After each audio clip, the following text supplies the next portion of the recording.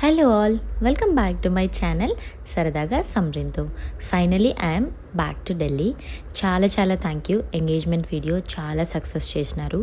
Events అన్నీ finish చేసుకొని నేనైతే ఢిల్లీకి అయితే వచ్చేసినాను.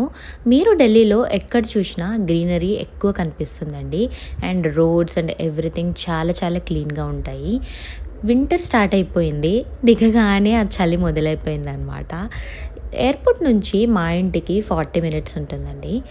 ట్రావెల్ చేసి వచ్చాను కదా, చాలా అలసిపోయాను, నేనైతే నిద్రపోయేసాను. ఇంకా ఇంటికైతే వచ్చేసి చాలా లగేజ్ ఉన్నింది. ఈసారి నేను ఏమేమి తెచ్చుకున్నా అనేసి చూపిస్తాను. మీరు ఆల్రెడీ థంబ్నెయిల్ అయితే చూసుంటారు కదా. ఓవర్ బ్యాగేజ్ కూడా అయిపోయింది, ఎక్స్ట్రా పే చేయాల్సి వచ్చిందనమాట. ఫస్ట్ అయితే మా అత్తమ్మ మా హస్బెండ్ కోసం చాలా ప్రేమగా పంపించిన మా చెట్టులో కాయ అనమాట, పపాయ. చాలా రా ఉన్నింది.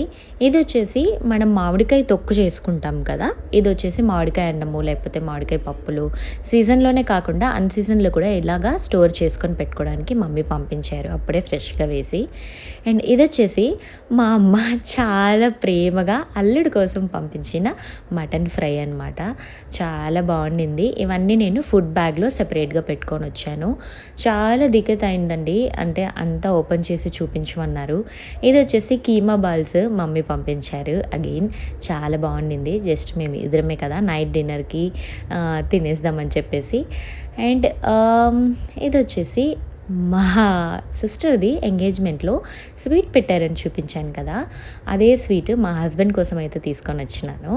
ఎట్లాగో మనకి ఫ్రీజర్ కాబట్టి, ఫ్రిడ్జ్ కూలింగ్గా ఉంటుంది కాబట్టి ఫ్లైట్లో కూడా. సో బాగానే ఉన్నిందండి, చాలా బాగుండింది, ఏం చెడిపోలేదు అసలు.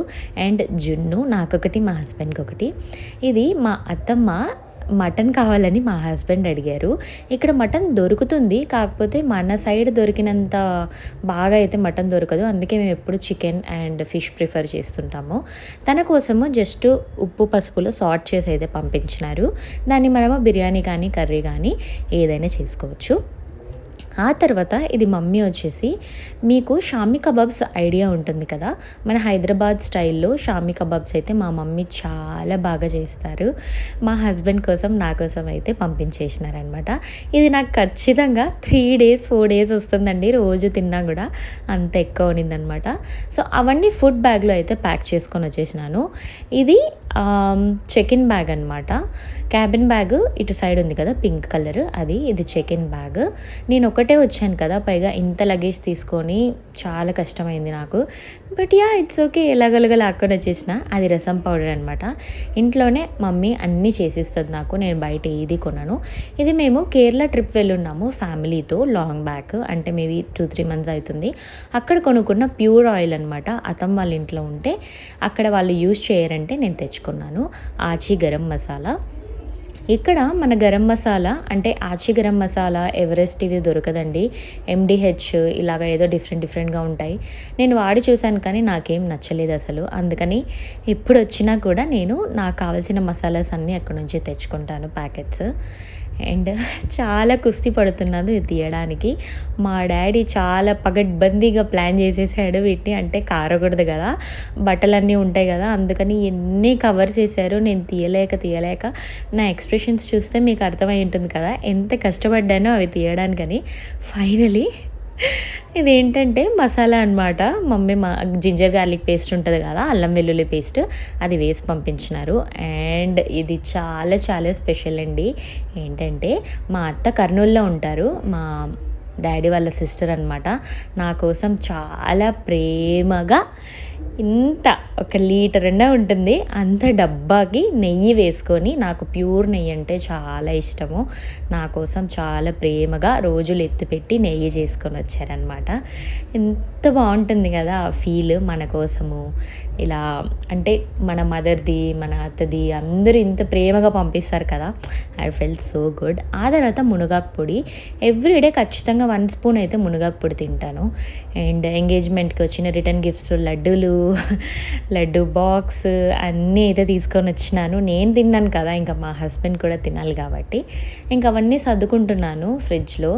మా హస్బెండ్ ఒకరే ఉన్నారు, నేను ఒకటే ట్రావెల్ చేసినాను. సో మాకు దొరికే సోనా మసూరి రైస్ ఇది ఒక్క బ్రాండే అండ్ ఇంకొక బ్రాండ్ అది లేకుండా అండ్ 5 కేజెస్ అలానే దొరుకుతుంది. మిగతాదంతా బాస్మతి రైసే ఉంటుందన్నమాట.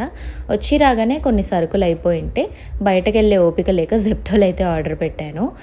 ఇప్పుడు కొత్తగా తీసుకున్న రైస్ వచ్చేసి ఒక స్టీల్ పెద్ద డబ్బాలోకి పెట్టేసి అయితే నేను ఇట్లా బిర్యానీ ఆకులు ఉంటాయి కదా, అవి పెడితే పురుగు రాకుండా ఉంటుందని నేను ఎక్కడో టిప్ చూశానండి. అయినా కానీ లాస్ట్ టైం పెట్టినప్పుడు వచ్చింది. మీకు ఏదైనా ఇంకా ట్రిప్స్ అండ్ ట్రిక్స్ తెలిస్తే నాకు చెప్పండి, నేను ట్రై చేస్తాను.